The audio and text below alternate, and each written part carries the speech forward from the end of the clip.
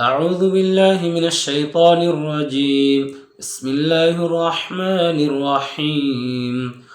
تبارك الذي بيده الملك وهو على كل شيء قدير، الذي خلق الموت والحياة ليبلوكم أيكم أحسن عملا، وهو العزيز الغفور، الذي خلق 7 سماوات طباقا، ما ترى في خلق الرحمن من تفاوت، فارجع البصر هل ترى من فطور، ثم ارجع البصر كرتين ينقلب إليك البصر خاسئا وهو حسير. ولقد زينا السماء الدنيا بمصابيح وجعلناها رجوما للشياطين وأعتدنا لهم عذاب السعير. وللذين كفروا بربهم عذاب جهنم وبئس المصير. إذا ألقوا فيها سمعوا لها شهيقا وهي تفور، تكاد تميز من الغيظ، كلما ألقي فيها فوج سألهم خزنتها ألم يأتكم نذير، قالوا بلى قد جاءنا نذير، فكذبنا وقلنا ما نزل الله من شيء إن أنتم إلا في ضلال كبير. وقالوا لو كنا نسمع أو نعقل ما كنا في أصحاب السعير، فاعترفوا بذنبهم فسحقا لأصحاب السعير. إن الذين يخشون ربهم بالغيب لهم مغفرة وأجر كبير. وأسروا قولكم أو اجهروا به إنه عليم بذات الصدور. ألا يعلم من خلق وهو اللطيف الخبير. هو الذي جعل لكم الأرض ذلولا فامشوا في مناكبها وكلوا من رزقه وإليه النشور.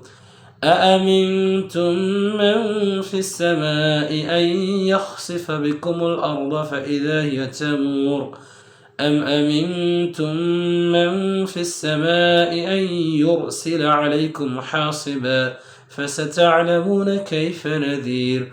ولقد كذب الذين من قبلهم فكيف كان نكير. أولم يروا إلى الطير فوقهم صافات ويقبض ما يمسكهن إلا الرحمن إنه بكل شيء بصير. أمن هذا الذي هو جند لكم ينصركم من دون الرحمن إن الكافرون إلا في غرور. أمن هذا الذي يرزقكم إن أمسك رزقه بل لجوا في عتو ونفور. أفمن يمشي مكبا على وجهه أهدى أمن يمشي سويا على صراط مستقيم. قل هو الذي أنشأكم وجعل لكم السمع والأبصار والأفئدة قليلا ما تشكرون. قل هو الذي ذرأكم في الأرض وإليه تحشرون. ويقولون متى هذا الوعد إن كنتم صادقين. قل إنما العلم عند الله وإنما أنا نذير مبين.